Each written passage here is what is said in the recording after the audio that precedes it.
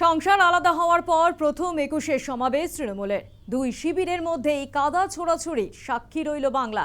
শালীনতার সমস্ত সীমা অতিক্রম করল কালীঘাটপন্থী ও বিদ্রোহীরা। দুই শিবিরের বাগযুদ্ধে তপ্ত রাজনীতির অঙ্গন। ২১-এর সমাবেশ নিয়ে দড়ি টানাটানি তৃণমূলের দুই শিবিরের। প্রতিপক্ষকে আক্রমণের বদলে তা আটকে থাকলো দুই শিবিরের মধ্যে কাদা ছোড়াছুড়িতে।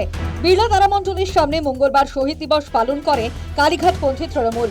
আর ওই সভা থেকে বিদ্রোহী বিধায়কদের উদ্দেশ্যে আক্রমণ শানালেন খোদ মমতা বন্দ্যোপাধ্যায়।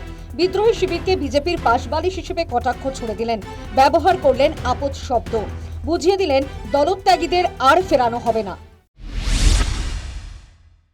বিজেপির পাশ বালিশ না হয়ে চ্যালেঞ্জ, বিজেপিতে যান, যান বিজেপিতে যান, যান বিজেপি ডাইরেক্ট করুন, আমার কোনো আপত্তি নেই।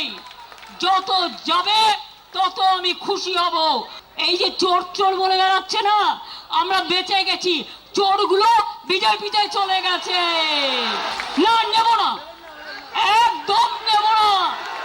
আমাদের লড়াই শুরু হয়েছে। আমার লড়াই, আমাদের লড়াই তখনই থামবে যখন দেখব আপদগুলো বিদায় নিয়েছে। মুখ খুললে আপনি 10 বছরে তৃণমূলে থেকে কি করেছেন মুখোশ খুলে দেবো। মুখ এবং মুখোশ আমায় দেখাবেন না।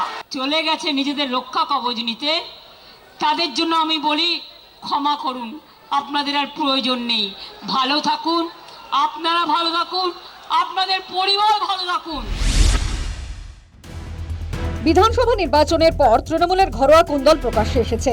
২১শে জুলাইয়ের শহীদ সমাবেশ ঘিরে তৃণমূলের কোন্দল একেবারে সামনে চলে এলো। এতদিন যেটুকু খোলস ছিল মঙ্গলবার সেটুকুও খসে পড়েছে। এই অবস্থায় নেত্রী মমতা বন্দ্যোপাধ্যায়ের থেকেও বেশি সুর চড়িয়েছেন কালীঘাটপন্থী তৃণমূলের সর্বভারতীয় সাধারণ সম্পাদক অভিষেক বন্দ্যোপাধ্যায়। বিদ্রোহীদের ৫-১০ ওয়াটের বাল্বের সঙ্গে তুলনা করে তীব্র আক্রমণ শানিয়েছেন। এমনকি শালীনতার সপ্তম সীমা পার করতেও দ্বিধা করেননি। যারা গা বাঁচাতে, পিঠ বাঁচাতে বালিশ চাটার গ্রুপে যাচ্ছেন, এদেরকে তৃণমূল বলবেন না, বলবেন বালিশ চাটা। খালি বিসি বললেই হবে। বিসির অনেক মানে হয়। 5 ওয়াট 10 ওয়াটের বাল্ব, সে এখন ভাবছে আমি হ্যালোজিন হয়ে গেছি।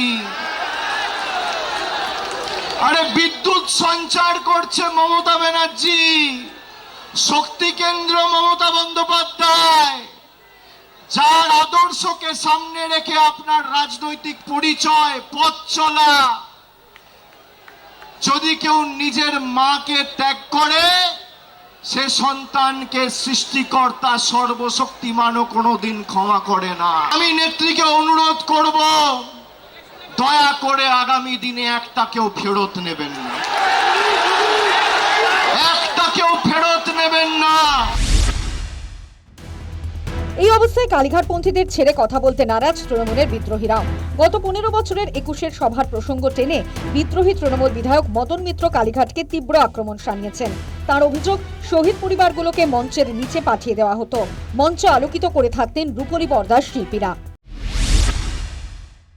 শহীদদের পরিবারকে দেখছেন, ওরা থাকতো পেছনে আর সামনে চকচক করছে গাল, সানগ্লাস গুলো এরম ভাবে খুলে ঘোরাতে ঘোরাতে আসছে বাংলা চলচ্চিত্রের সেলিব্রিটিরা। সেলিব্রিটি ওপরে, শহীদ নিচে। শুনে রেখে দিন মমতা বন্দ্যোপাধ্যায়, আমার এই গলার আওয়াজ যদি আপনার কাছে পৌঁছয়, আপনাকে সেলিব্রিটি বাংলার মুখ্যমন্ত্রী অভিষেক বানায়নি। আপনাকে বাংলার মুখ্যমন্ত্রী কোন সেলিব্রিটি বানায়নি। যারা বানিয়েছে এই হাজার হাজার লাখ লাখ তৃণমূল যুব কংগ্রেসের কর্মীরা আপনাকে বাংলা সেলিব্রিটি বানিয়েছেন। আপনার লজ্জা করলো না?